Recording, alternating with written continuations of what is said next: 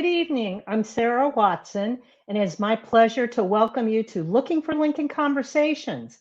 Tonight, we bring you the third and final performance featuring excerpts from the musical play The Spirit of Lincoln, which was recently performed by the Springfield Theatre Centre.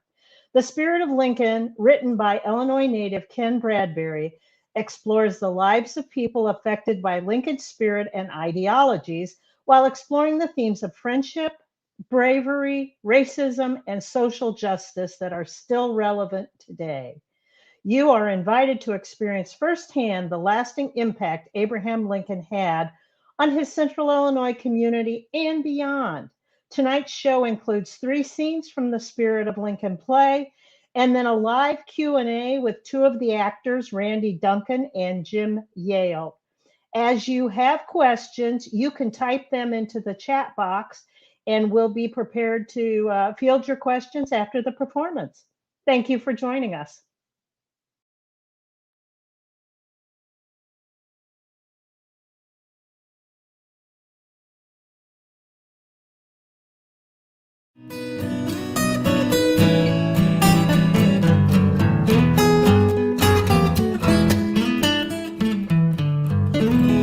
When they asked me to do Lincoln in a play, I thought it sounded like fun.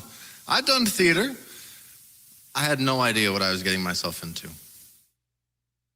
I was born about an hour away from New Salem, and for 2 summers, yes, 2 summers, I played Abraham Lincoln on stage. Right out of the Army, and I thought I could do anything.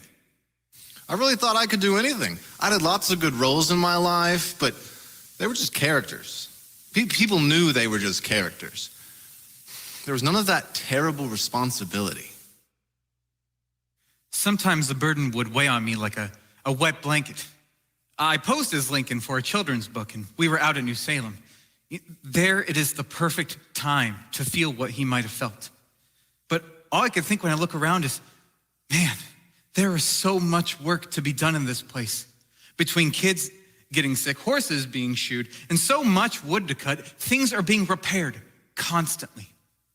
I would think of Lincoln's hands and what condition they must have been in.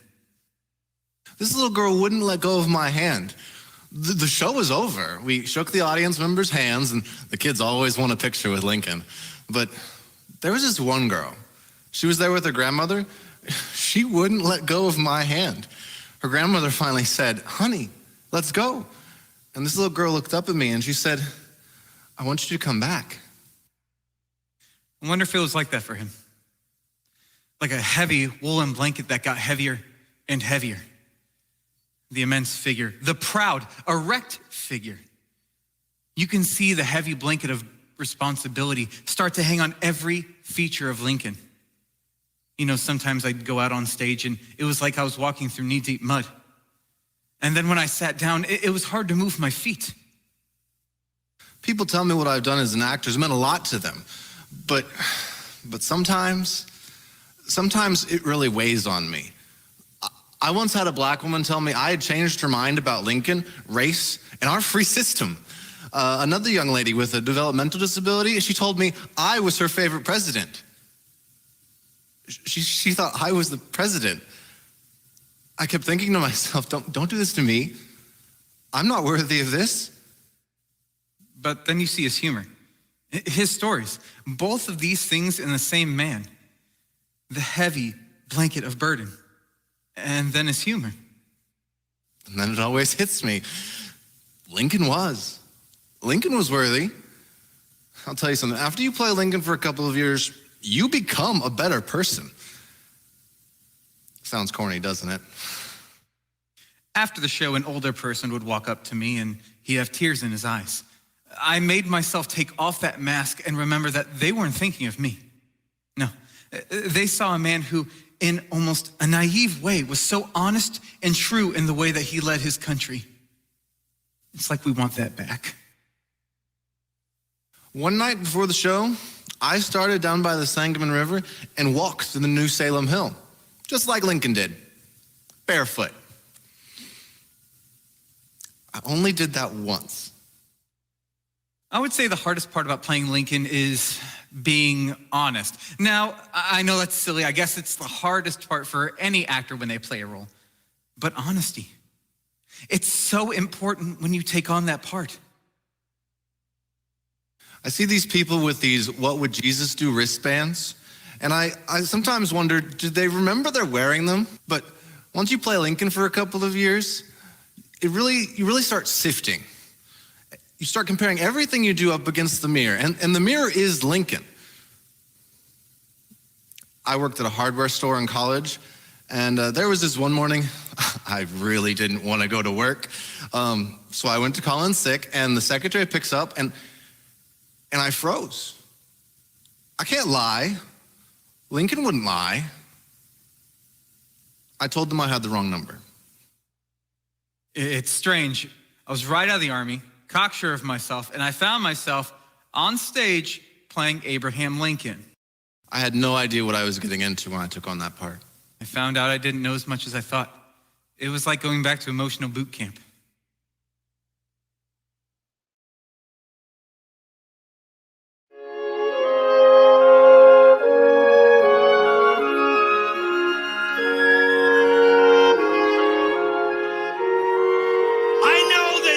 To stone me.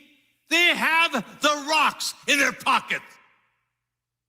Owen Lovejoy. My own brother Elijah was killed before my very eyes. Believe me, I know what those rocks are for. 1860. Owen Lovejoy took the platform in Beardstown. Laura Isabel Nance. Petersburg. Look me over well. I have neither hooves nor horns. And for 5 hours, he denounced the Fugitive Slave Act. I'm here to tell you that I am an abolitionist. I want you to go tell this to your neighbor. They began to finger the rocks in their pockets. Go tell it to all the world. Write it on every blade of grass that grows. Write it on every leaf that quivers in the forest. If any one of you should meet a fugitive fleeing for liberty, direct him to Galesburg. Tell him that Owen Lovejoy lives on such and such street house number so-and-so. Tell him to search and find him, and he will point him to the North Star. Not a soul moved until he finished. Then they went away as peacefully as if leaving a church service. Not a stone was thrown. My Uncle Alan would tell of that day over and over. The world is more than black and white. I have learned that. I was just a girl when the war broke out. You might think a well-to-do Illinois family just 20 miles from Mr. Lincoln's hometown would be a hotbed of Union support. But our county, the majority, sympathize with the South. The South. My parents, their parents were slaveholders. Even in Illinois, we brought the black folks up with us from the South and kept them until our crops were in. We just didn't call them slaves. The world is more than black and white. The Battle of Chancellorsville! News of rebel victories would reach our ears. The Battle of Richmond, of Charleston, of Round Mountain. News of a Confederate victory would cause many of the well-heeled families to pull down their shades and sing Dixie and the Bonnie Blue Flag. We would dance to rebel music and drink toast to the Confederate generals, almost within earshot of Springfield. Our fellow townsman, Abraham Lincoln, became immortal with his proclamation of emancipation. But when he was talking to the stump in Petersburg and New Salem, we heard no such talk. He would often speak of paying the owners to free the children and proclaim the rights of slaves, but it was only when her union was in danger that he spoke out so forcibly against slavery. 1,084 men from Menard enlisted in the Union Army.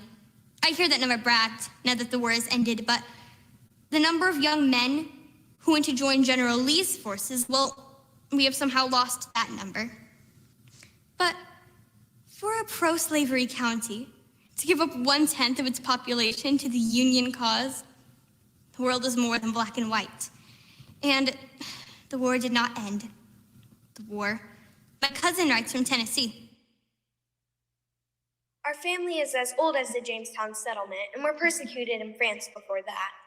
We fled to Wales and were driven to America for religious and personal freedom. Some fought with Washington. Now, my mother and father have died far from their home, exiled by Union orders. My 3 brothers, Nicholas, William, and Josiah, were killed in the war. 6 people's sisters and my wounded brother Constantine live in their desolate old home. I do not feel like writing anymore. The war. For what? Freedom? Or preserving the Union? I have a deep loyalty to my country, and I know that many in my pro-slavery community felt as I did.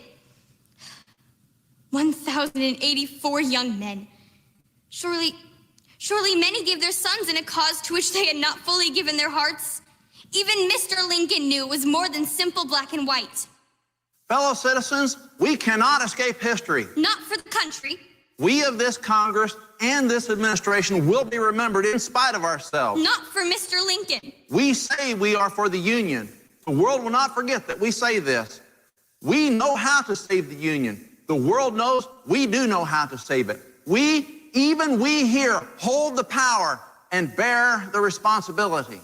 Sometimes the world is just gray.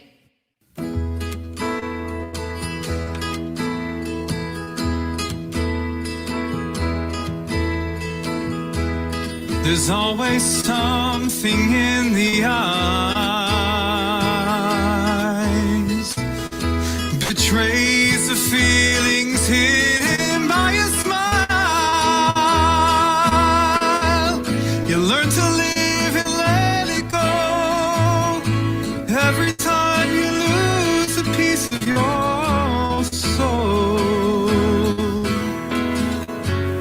you start to believe the man you are is measured in those eyes. There are those who think that I am lost, try to sell me as a fool, never thinking of the cost.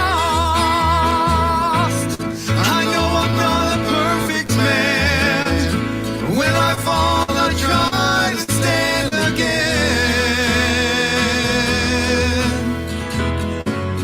Sometimes I believe the man you are is measured in those eyes. In your eyes, I have always seen a never turn your back on weaker men. You always pick them up and help them stand again. What you see in the eyes of a friend, 'cause in my eyes, that's the measure of a man.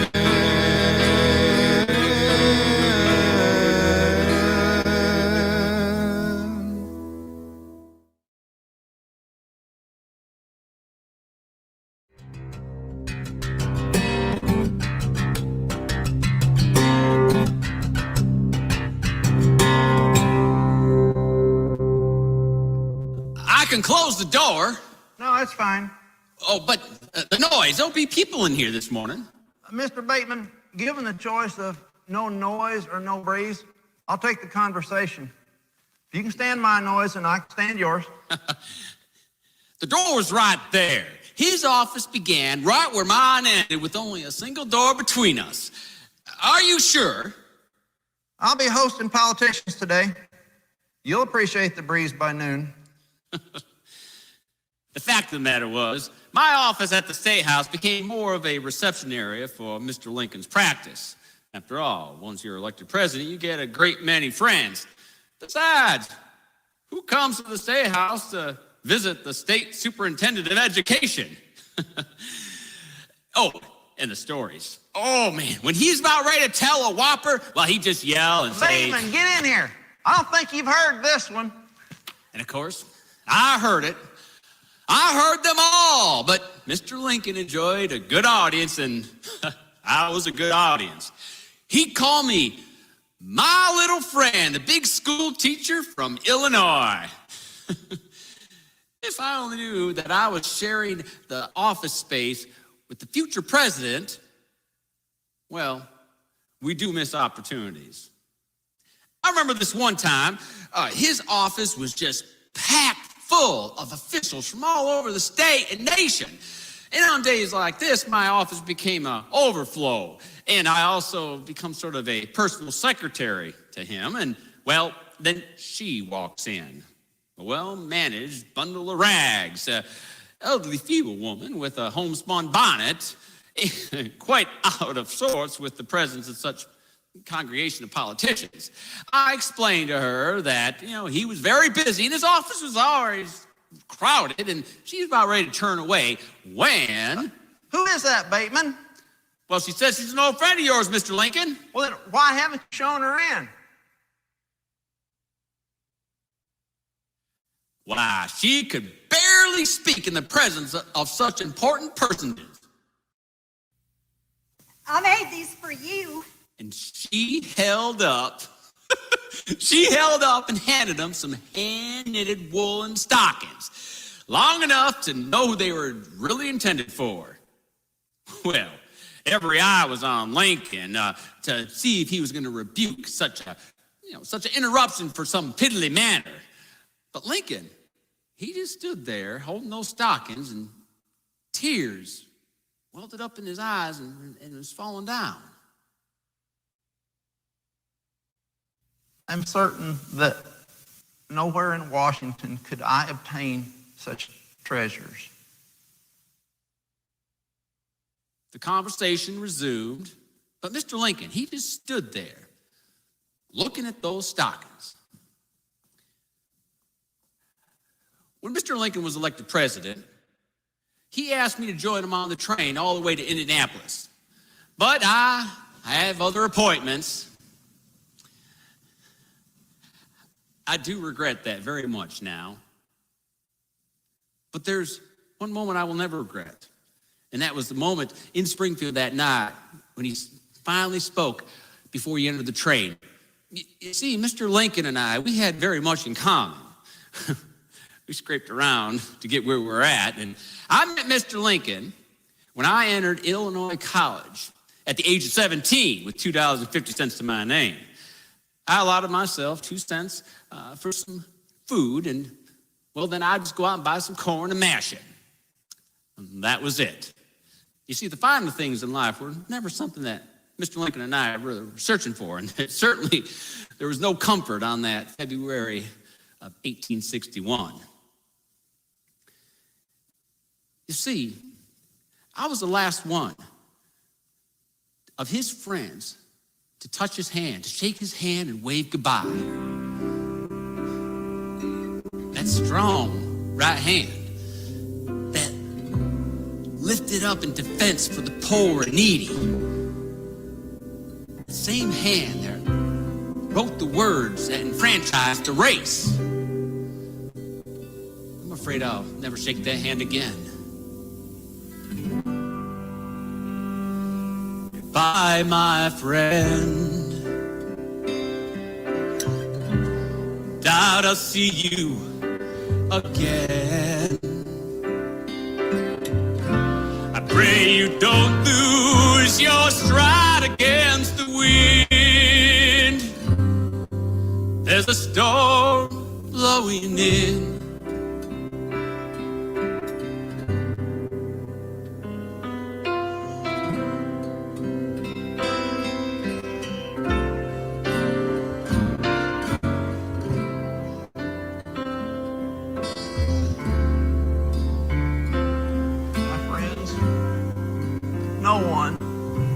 My situation can appreciate my feeling of sadness at parting.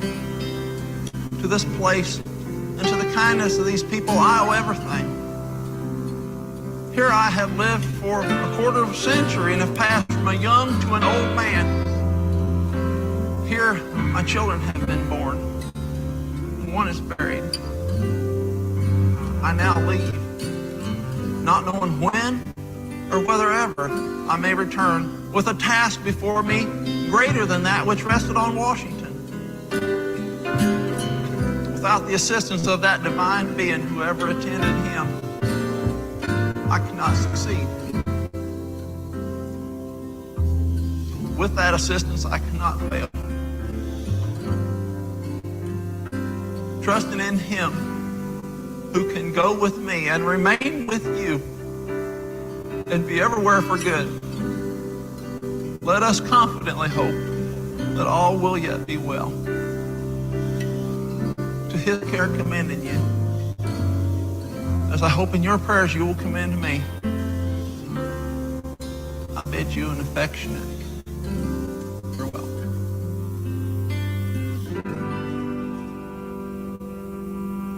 Here where it began,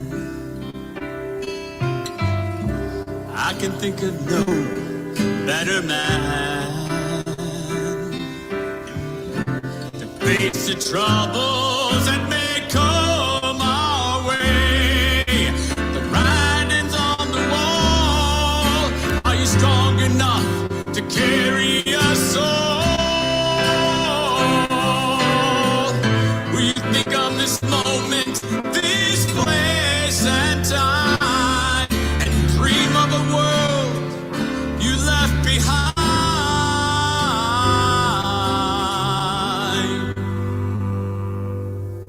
I pray that there would come a day when you find your way back home. I know you have to leave, but I'll always believe. If I never see you again, I'll hold you in my heart until the end.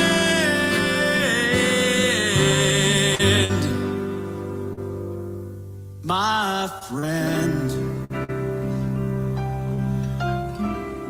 take heed, my friend.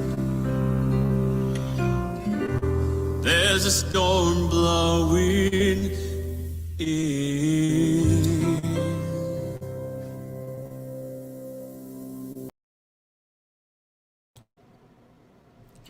Good evening. My name is Heather Wickens, and I hope you've enjoyed the show so far. It's now time to take your questions, and it is my privilege to welcome Jim Yale and Randy Duncan. Well, here we go. Hey Hi, there. guys. Good evening. Hello. Hello. Just so you both know, my internet has suddenly decided to be a little sketchy, so if I disappear, just keep talking about the show and I'll pop right back up. So, okay. It won't be the only sketchy thing going on around here. Okay. All right. Randy, let us start with you. You portray Abraham Lincoln in the spirit of Lincoln, but you also portray him, as kind of a profession. So Really? Just how long have you been portraying Abraham Lincoln? Well, let's see. I think this year will be the 24th year that I've been doing this. Wow. And you should be aware that, like a lot of things, it did not start at a dead run. It was a very, very halting steps towards towards what I have now, which whether that's as good as it could be or not is an open question. But it definitely was not as good as it should have been at the beginning. I remember I was invited to an event. Somebody just said, "Hey, you want to dress up as?" And I'd been thinking about doing this. It was really, I could have been anything. But I thought, maybe I should try this. So I tried that, and it seemed to work out well. I saw pictures of myself recently from that event. I had my hair parted on the wrong side. I mean, if you're going, people care about people care about Lincoln. People should care about Lincoln.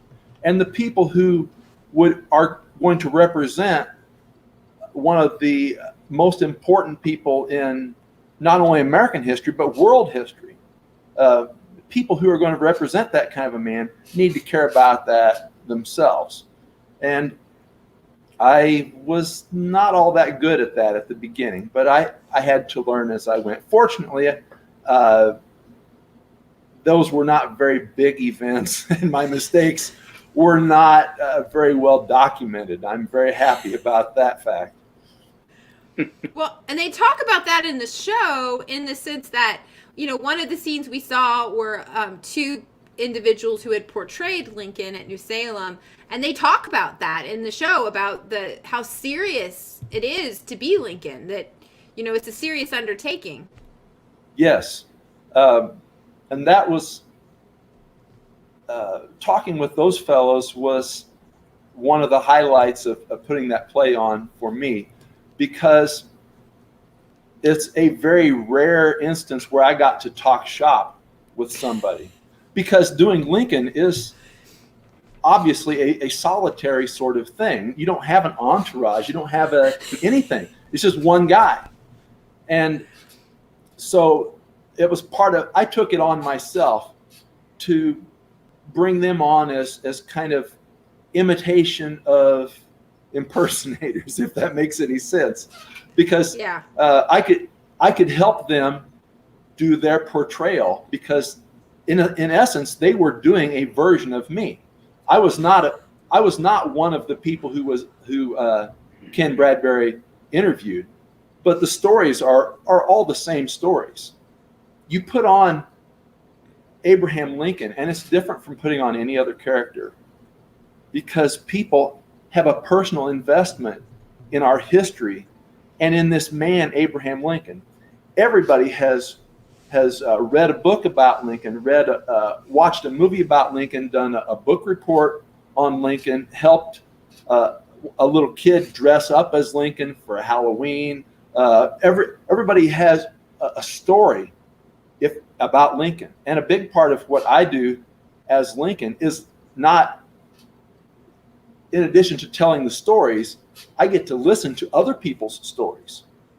My great-great-grandfather was in the war and did this or that, and Abraham Lincoln surveyed my family farm years ago.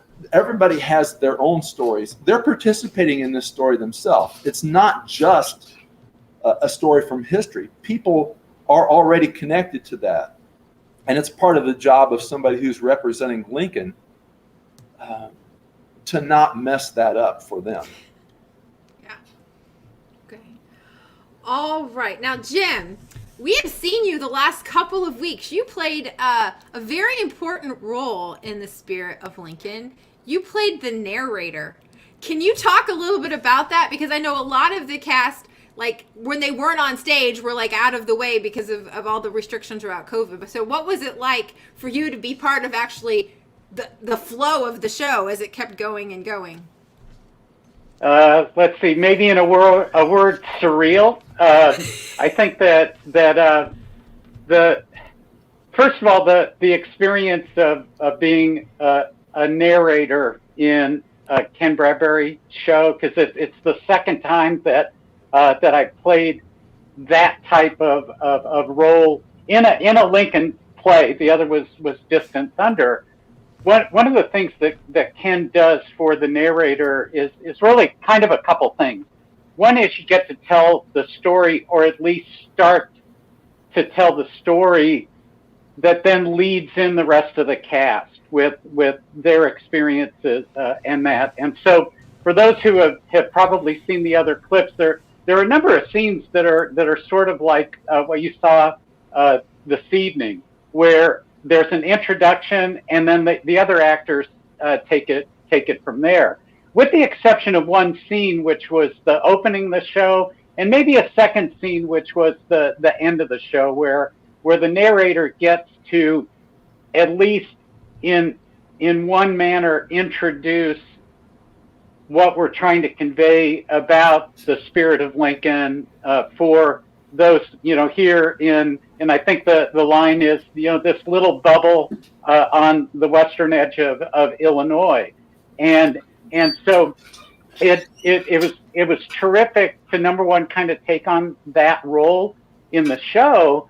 But maybe getting back to your question, I might be the only person that was in the cast that actually got to see every scene as it was actually being performed, because I didn't have to go. I actually couldn't, go to the off-site location. And so the surreal part was maybe kind of twofold. One was that we rehearsed with masks. So when we rehearsed, I'm seeing Randy playing Lincoln with his face covered up to about right here. And so you had one picture and one feeling of each one of the scenes as they were rehearsed. Now, all of that changed once we actually did the performance, and it was really emotional because for the first time, and I'll use an example. One, the viewers saw this evening, and that was the terrific image of Randy doing the farewell address with the moon, the umbrellas, the rain, and just the terrific imagery that Hope put together for the show. That and then the music was really moving. For myself, I'd say there were two scenes. One was the opening, where I came out, and for the first time I turn around and look, and there's the Lincoln Memorial, which was terrific. The other was the next scene, which is the hospital scene with Reggie Guyton playing Charlie, and his father. And I got to tell you, I'm supposed to be kind of a hard-hearted, hospital attendant / guard. And I mean, oh my God, that scene was moving the first time that we got to see it, where we could actually see the anguish on his face and just the terrific performance that was delivered there. Yeah, we showed that clip. That, and then you throw it all together with the fact that we're performing it immediately before a highly contentious election, where racism and hatred, seem to be center stage, with a very, a very timely, message for the day. It really was a unique experience. So that's a very long answer to a very short question. You know what? I thought it was a great answer. So, okay. Randy, coming back to you, we had a question from our audience. They would like to know, what was it like being a Lincoln interpreter living in Central Illinois? Well, it's probably it's probably both easier and more difficult, because if you're in other places, Lincoln is not as center stage as he is here. You have to reintroduce people to Lincoln in other places. But here, everybody knows Lincoln. In Central Illinois, if you're within, I don't know how far it is, but everybody around here has gone to Springfield on field trips. Everybody, for 50 years or as far back as everybody knows the story. Everybody knows Lincoln was the rail splitter president, born in a log cabin. He was shot at the theater. They saved the Union. So in Central Illinois, there's the added thing where people are already into the story more than other places. And I think that it means that if you're representing Lincoln, you have to be on your game even more than you would have to in other places. Okay. All right. So the next question is for both of you, but we'll start with Jim to answer the question. So what was your favorite scene in the play? Now, it can be a scene that you're in, or it can be a scene that's, whatever your favorite scene was, it's totally up to you. And then why is your favorite scene? And I'll give you a second. Wow. Think about that. I know, that's a really hard one because of the clips we've shown. I have two that are like super powerful. They're like, I like both of these the best, but it's hard. Yeah. I mean, I like doing the opening scene just because of the, you know, the role that you get to play in that. But I think I would have to give the edge to the hospital scene with Charlie and his father, because I think that number one, the just the story is so terrific, and the way that Ken wrote it is classic Ken Bradbury, because it, number one, he shares history with regular, ordinary people.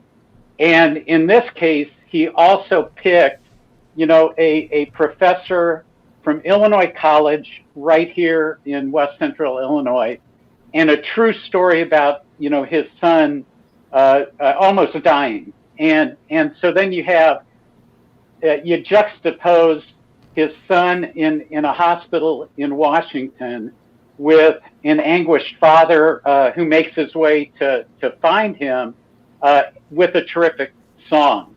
And all of that, you know, all of that comes together so that within just, you know, I don't know, maybe it might be a 10-minute scene at the most, but the audience, you know, is just taken, you know, right to the edge of a cliff in that story before you find out that Charlie actually survived.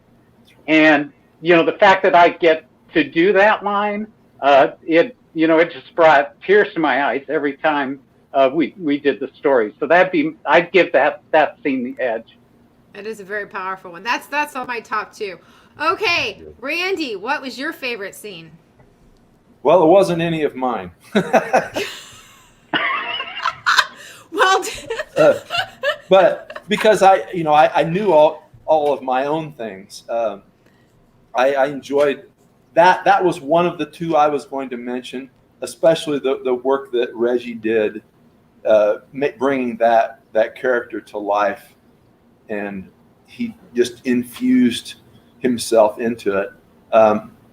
The other one was right before the intermission, where Ken Bradbury's brother, Keith, right? Mm-hmm. Sorry, Keith, if you're watching, I just blanked there for a minute. He has a scene there where where he takes the stage all alone, and he owns the whole thing from beginning to end. And he just dominated that scene. Whenever we did rehearsals, I always wanted to make sure that I was there to watch him do that. And that's another thing, because of the virus, we had a very disjointed rehearsal schedule. A lot of people didn't see each other very often or at all, because if you didn't have a scene with somebody or a scene before or after them, you might not see them until the time that we were doing the final rehearsals. Yeah. So, and Randy, I think I'd add, a little story about that scene. And hey, sorry, Keith, I had those two scenes neck and neck, but some time ago we were doing another Ken Bradbury show called Stoops, and we took a break. Ken smoked. He went out, grabbed a smoke, came back in, and he said, I'm working on this show. Now, we didn't know at the time that it was Spirit of Lincoln, okay? And he says, would you folks indulge me? Because I've got this scene that I'm working on, and I just want to share it with you. And it was that scene. It was William Barry sharing it. And we were just in awe, okay? Now, the reason why I told you that part of the story is to finish it with this part of the story, and that is watching Keith, Ken's brother, deliver that. And Randy, you gave just the right description. He absolutely owned the stage. but to watch him do that, we just know Ken's smiling because it was just a terrific, powerful delivery. And Keith, there are a lot of the same mannerisms that you've got when you deliver that the way that Ken intended it. So it was great. One other thing about that scene, the more you know, the more you appreciate it. Ken was a man of faith himself, and very serious about that. Although I barely knew him, and I really regret that now. But William Barry was probably in his own life, at least as he was portrayed in that scene, he was the antithesis of that. But Ken authentically gave that character a voice, a realistic voice that he himself did not have. So if you're able to write realistic dialogue that you yourself don't follow, that's a hallmark of a really good writer. Yeah. Yep. Yeah, that was also one of the scenes that we highlighted last week. So yeah. It was very powerful. Okay, so you both kind of referenced the pandemic and trying to do this during a pandemic. So do you guys want to share a little bit about how different it was from, past experiences of being in theater? Sure, I'll take a turn. I've been thinking about this. Of course, everybody's safety is the most important thing. Theater is important, but it's not as important as anybody's lives. And as far as I know, nobody got sick as a result of participating in this. And theater people are very different sorts of folks. We take risks that other people try to avoid taking, to go out and speak in public and stand out on the stage all by yourself and say something. That's something that a lot of people would do anything to avoid. And so we're out there doing this. And theater people are often very convivial folks as well, and wanting to get together. And we're huggers. Yeah. And see, that was a very hard thing to do here, where, and for my part, I have not been, at least to this point, an active part of the Springfield theater world. So I didn't know these people beforehand.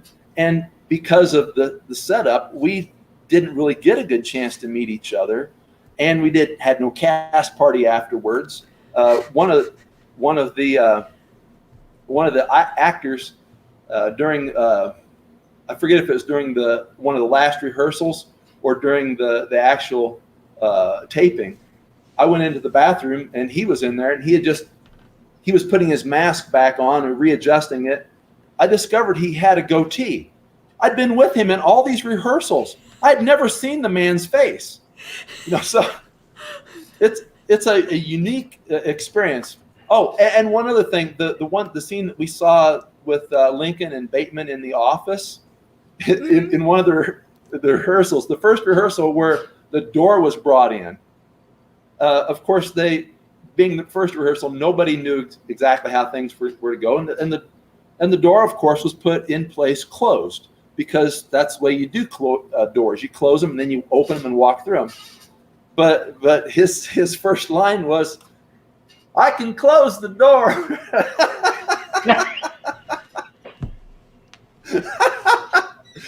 And it broke us up for a good many minutes before we could put it all back together again.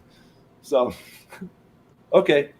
I thought one of the great early quotes from Hope, our director, was, "This is the perfect show to do during a pandemic." And a little bit of that is true, because there were quite a few, as you could see it, monologues where essentially the character is telling the story and breaking that wall between them and the audience, talking directly to the audience to express themselves. So I think that it really was a good show to do during a pandemic where you couldn't, have physical contact. You needed to be, the 6 feet plus apart.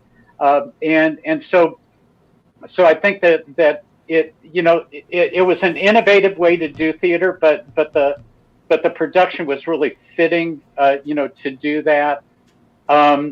I'd echo what Randy shared with regard to it being really kind of strange as a cast member, because we, I was there for most of the rehearsals because I would introduce a scene and then move on. But I needed to, be there just for the continuity and that. But it was kind of different. This was an experience where we really didn't get to know the other cast members very well. We didn't have a cast party. We did have a Zoom viewing party to view the performances, but it's very different looking at everybody like we're looking at everyone here, as opposed to sitting around a room sharing a meal and that. All right, here's our next question. Any lessons learned from doing the show or new insights about Lincoln? Wow. I know, it's a powerful question. One thing I thought about that as a result of doing this play the way it had to be done, in our, I think either our last or one of our last rehearsals, Hope, our director, was actually coming around with a rod that was the right length. And we all had to take our places on the stage, and she'd walk, and if she could walk between us with the rod, everything was fine. And if we were still doing that at the very last minute. But one of the things to learn from that, I suppose, is that creativity will always find a way to manifest itself. Theater is something that people need. People need to do it, and there are also people who have a need to see it. And there will art always has restrictions of some kind. They're just different restrictions at different times, and you acknowledge them and work around them. And sometimes the restrictions are incorporated into the art, and it actually improves it. I think it may have improved it in this case. Heather, I don't know if I picked up anything that would have been a new thing to learn about Lincoln himself. I kind of look back at what I've done in theater. So far, I hope not to be done yet. But one of the things that I have noticed seems to be a consistent theme in the roles that I've played is I've gotten to play Billy Herndon, telling Lincoln's story in Your Obedient Servant. I got to be in Abraham Lincoln Walks at Midnight, which was the poet's stories about the Lincoln legacy, and then Even We Hear, which was Lincoln's legacy and impact into the 20th century. And then Distant Thunder, which was Lincoln from the perspective of the people in New Salem, Forever This Land from there are all of these different aspects of telling his story and the story of our area here. But I think the thing to take away from this show that was probably new was more of the impacts on Lincoln with people at the time.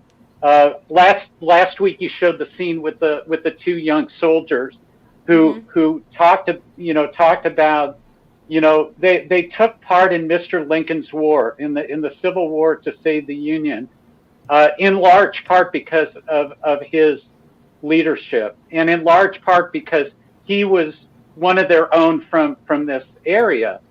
I think likewise, the story in this show with regard to the area, I think some of the conflicts, I'm right here where, Isabel Nance lived, okay? And I think we still see some of those aspects today in terms of the history of folks coming up from the South in this area.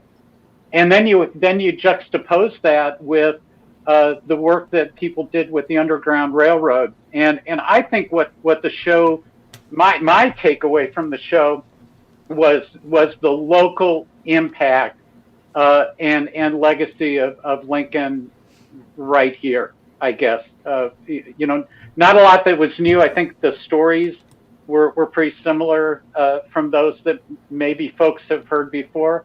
But I think those additions of local people, I think, were the new learnings. Okay. All right, here's another question for Randy. Do you ever get recognized as Lincoln when you are out and about? And how do you react? Well, now. I'll start. Yes, and we witnessed it during our break when we were recording. Yeah, tell that story. Yeah, tell the story. I want to know. So we had a break. When you're doing community theater, it's sometimes not super glamorous, right? So we had to take a break because there was like a wedding reception or something in another area of the Hoogland, and we needed to clear out for a little while, and so we walked down the street to grab a sandwich, and we're in full costume, and Randy's in full costume, and Randy, I don't know. Number one, I don't know how many people stopped him in order to get a picture taken with Mr. Lincoln. Number one. And number two were people from, what was it, Wisconsin, I think, who you had met years ago. Yeah. There was two sisters and their children who they looked me up. Yep. The people. You wouldn't believe this, but Abraham Lincoln has groupies. That I had these people looked me up, and God bless them. I enjoy this is part of what makes it good, that they care enough about Lincoln, and that I did a good enough job to make an impression with them. But I think one of them was from north of here and one was from south of here, and they were meeting in Springfield, and they said, could you come? And I was doing something that I was there doing the play that day, and during intermission I went out and met them, but they had kept my contact information. I don't know where they got it from, but it was from a couple of years, and I had during the time of the state fair, there was a fellow who contacted me who said he has taken pictures with me every year at the state fair. And he traveled to Springfield. No, he was in Springfield already, but he wanted to make sure that he got a picture with me to go with all the other pictures that he had taken with me. Even though we weren't having a state fair. Yeah. I was glad that we didn't have any car accidents as people, either hit their brakes or waved at you, as we were walking up and down the street. It was great. You got to see that. That's normal life. And it's a little bit less if I'm not dressed as Lincoln, but not a lot less. Yeah. I don't get mistaken. I just got to give Randy props. The scene that everyone saw this evening with the two actors that played Lincoln at New Salem. One of the cool things to watch though is we kind of stepped aside and watched Randy interact with people at the sandwich shop, at just on the street as he encountered them, and it's absolutely true that in Randy's case he is very serious about his portrayal and shows kindness and interest in the folks that he meets. which is a credit to him, credit to Lincoln, and really a credit to Springfield. Well, Heather would attest to the fact that I am not a serious person in every aspect of my life. Oh, I would. Well, I would too, but those people didn't know it. Yeah, Right. but that being said, when you were portraying Abraham Lincoln, and you sometimes do that for Looking for Lincoln, you take it very seriously, and Thank you.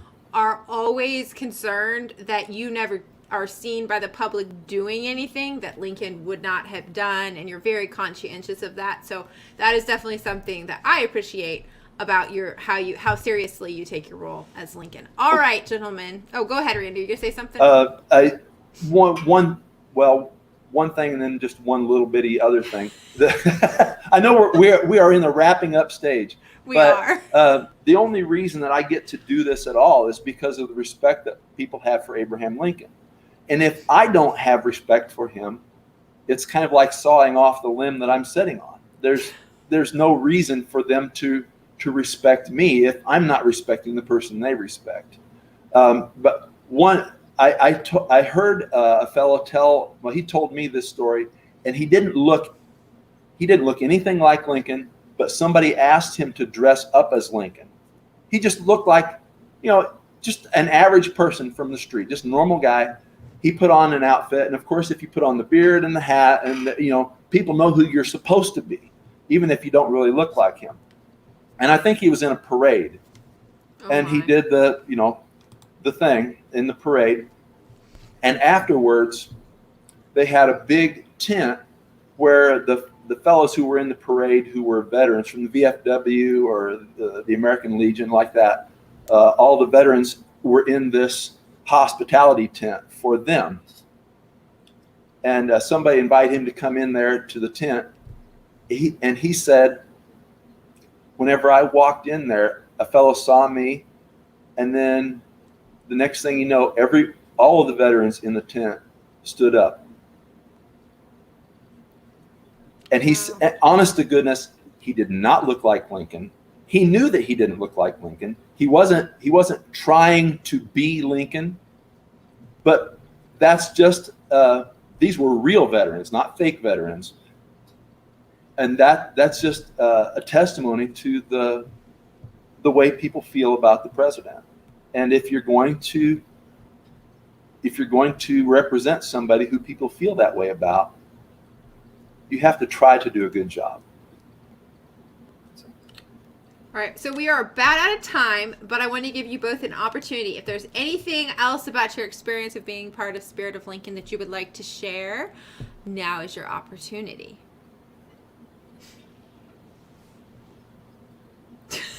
Jim? You're both staring at me like, ooh, I don't know. I think everyone watching knows that we lost Ken here a couple of years ago, and I think that one of the fears that many of us who have worked with Ken had is number one, are we going to get to do his work anymore? And then you add a pandemic to it. So it really makes you wonder if you're going to, get a chance to, to do his work again. So I would just say, heck, I was the narrator, so I think I can speak for the cast. But I think that, pretty universally, the cast would feel blessed that we did get a chance to, perform a really, timely production in an innovative fashion. And even though, we talked about the weirdness of doing the show during a pandemic, I think we're all blessed to, be able to continue, doing Ken Bradbury shows. We will continue, as you heard last week, we will continue. Make sure you get your tickets for Dinner is Served when it becomes available. Plus, watch for other Ken Bradbury productions that may be done in the future, because there's a lot of us that want to make sure that we continue to keep Ken alive. Anything you'd like to add to that, Randy? Sure. We've got about another half hour, right? Not so much. Okay. Sure. I know we are getting very close. One thing that I noticed right away is that is different from almost everything else that I have done, is I have a very small part in this play. You know, whenever I go to do Lincoln, I'm usually the show, the only show. I'm the whole thing. But this is really a play about Lincoln's effect on other people, how he influenced them at that time and still influences them now. So in a way, I was a bit player in Lincoln's story, which is it's a departure for me. But it also is about how not only did Lincoln affect other people, but we affect each other too.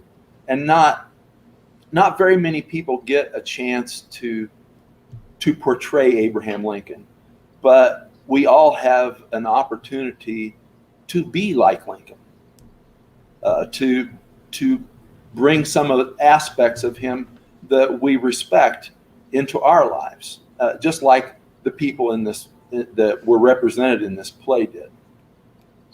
Yeah. Well, thank you both so much for joining us. And to our audience, if you would like to watch the entire show, so not just the clips that we've shown, but the entire show, you can find those details in the description in both Facebook and YouTube. And we also have it at the end credits, which I'm about to start here in just a minute. So thank you all so much for joining us. Good evening. And we hope you've enjoyed 3 parts of Spirit of Lincoln.